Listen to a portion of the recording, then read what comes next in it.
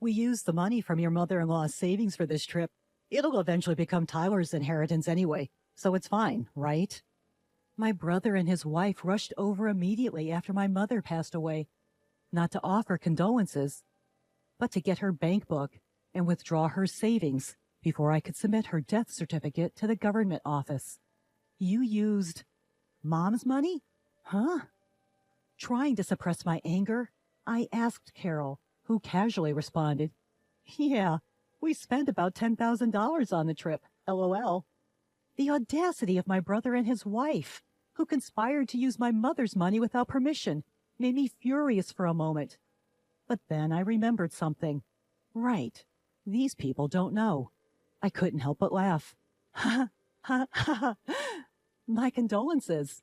Carol looked puzzled by my sudden laughter. What's wrong with you? Did the shock of us using the money make you go crazy? Of course, I wasn't going crazy.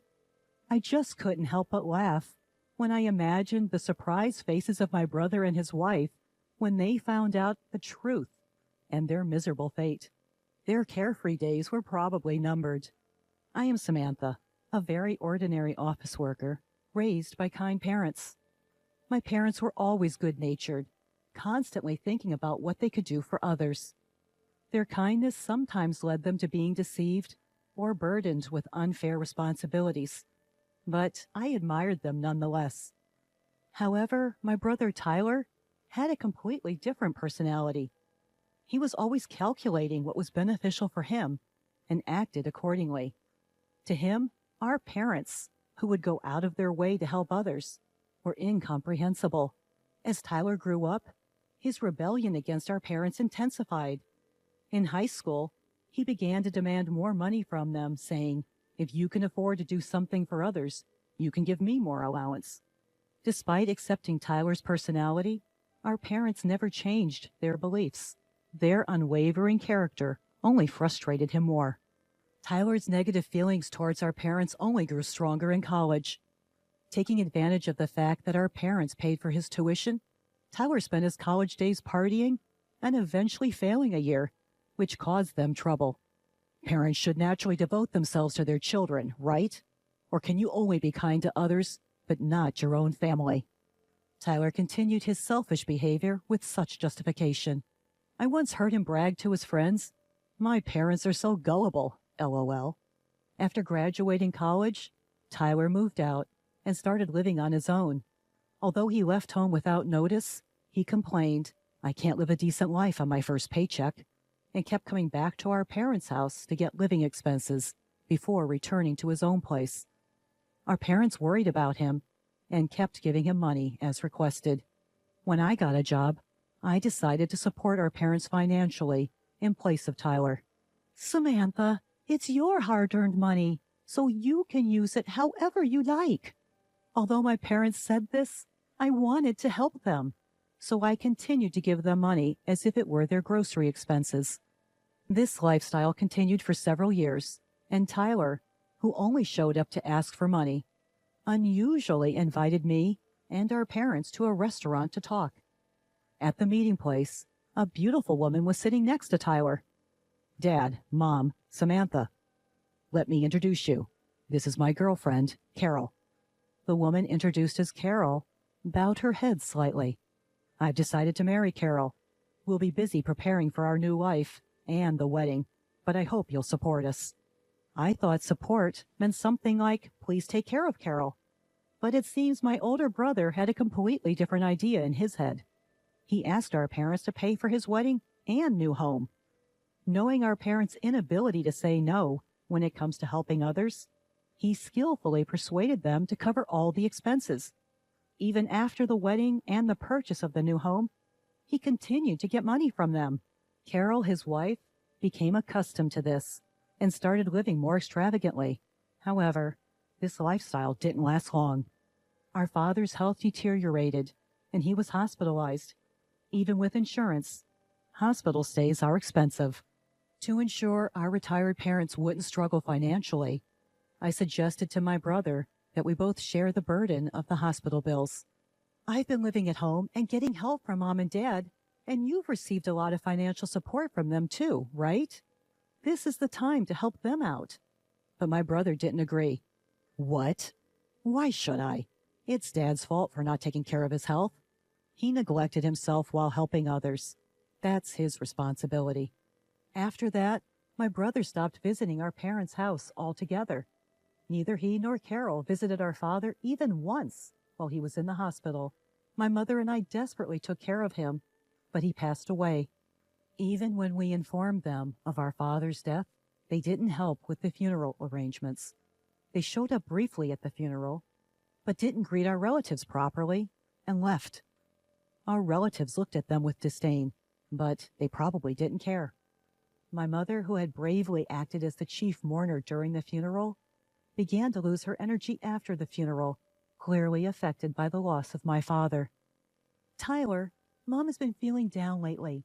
She wants to see you. Can you visit her at home sometimes? When I asked my brother, he thought for a moment and then said, By the way, what happened to Dad's inheritance? It all went to Mom. It seems they had decided that's what they would do when Dad was still alive. I see. So Mom has the money now, right? Feeling a bad premonition, I warned my brother immediately. Like I said before, Mom is mentally weak right now. Don't try to take her money, okay? I want you to come and cheer her up. What's the point of going if I can't get any money? It's not worth it.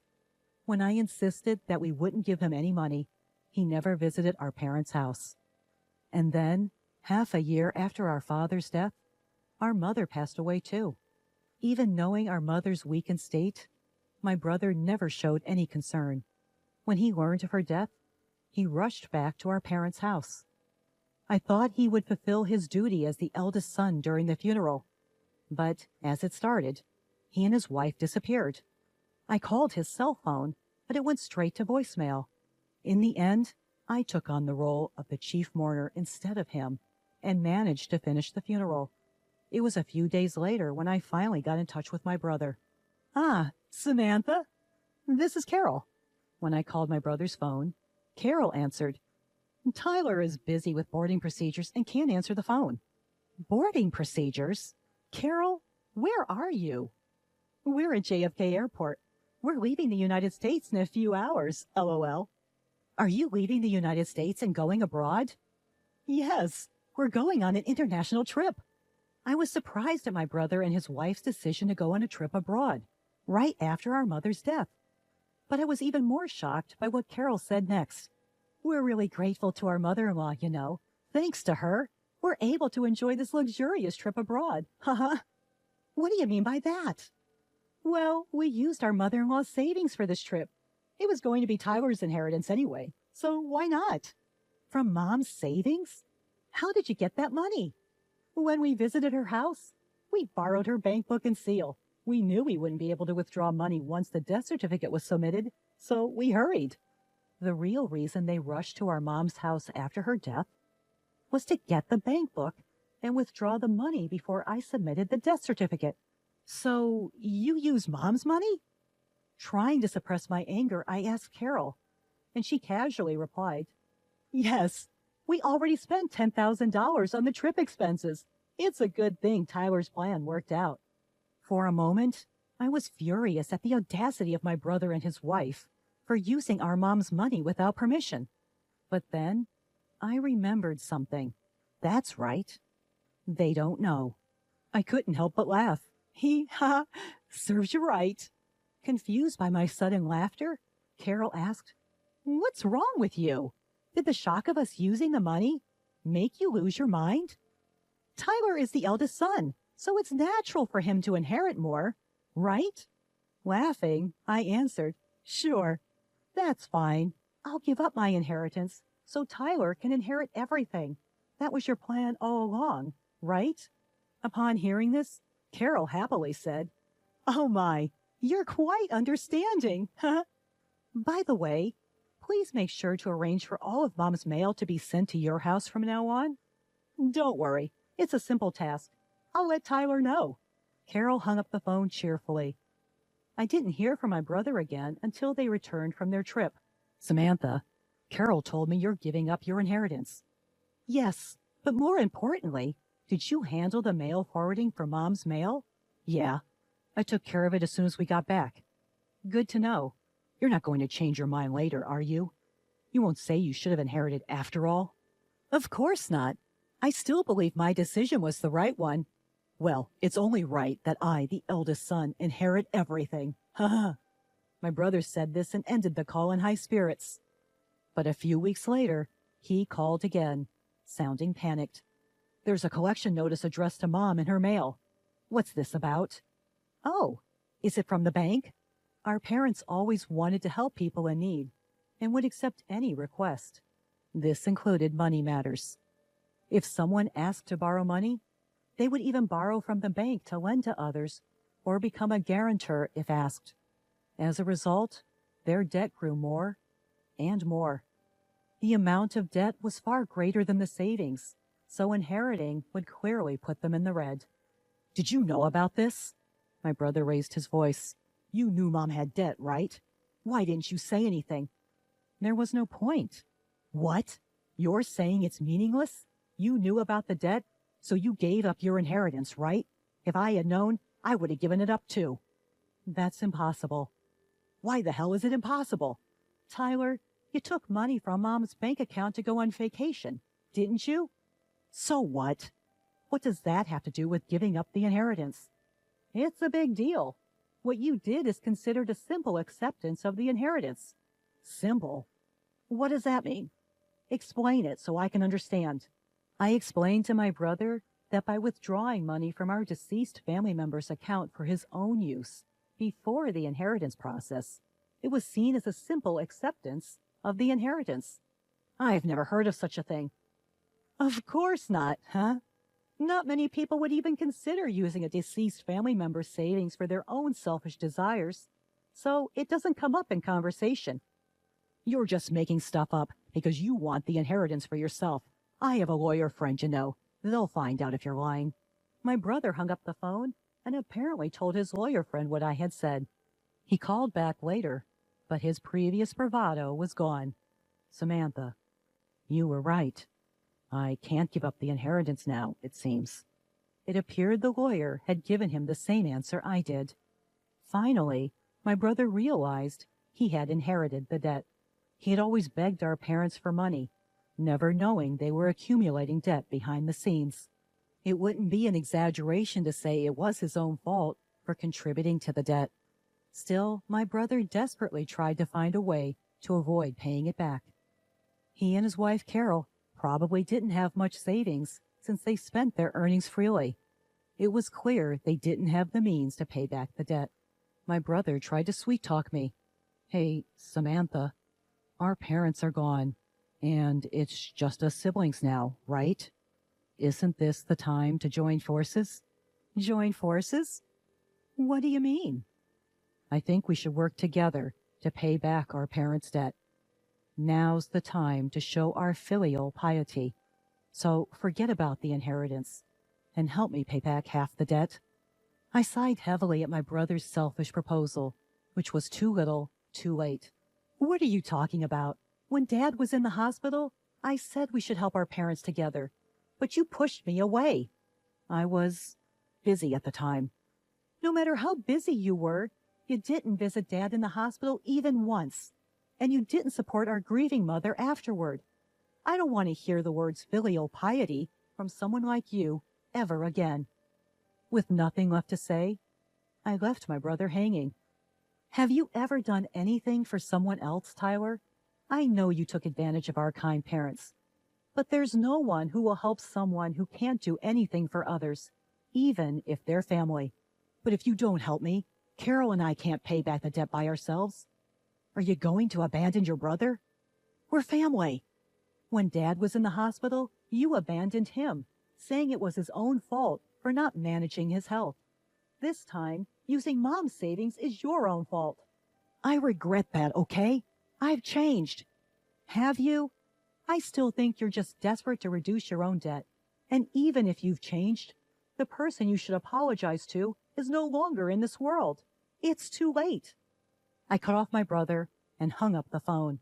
I had no intention of helping him after all the trouble he had caused our parents throughout the years. Afterwards, burdened with debt and unable to live the carefree life they once had, Tyler and Carol's relationship quickly turned sour. However, living separately would only cost more money.